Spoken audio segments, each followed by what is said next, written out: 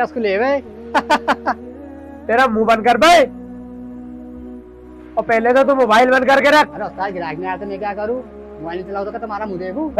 मुझे मत करे मुझसे फालतू की, वैसे ही मेरा दिमाग खराब है। उस्ताद मुझे मालूम है हमारा सब सुकून वाला दिमाग क्यों खराब हो रहा है। हाँ, तू क्या आजकल ज्योतिष बन गया जो तुझे मालूम है? उस्ताद मैं ज्योतिष नहीं हूँ, एक बात बोलूं, अपनी दुकान पे कितने ग्राहक खड़े रहते थे, तुम ग्राहक नहीं देखते थे, जब अजान की आवाज आती थी ना कितना नौकरी आते थे, और अब तुमने नमाज पढ़ना छोड़ दी, जब से अपनी दुकान पूरी होंदी हो गई, एक ग्राहक तक की नहीं आ रहा। और उस्ताद एक बात कहूँ, घर हो या कारोबार, नमाज से ही बरकत होती, नहीं तो।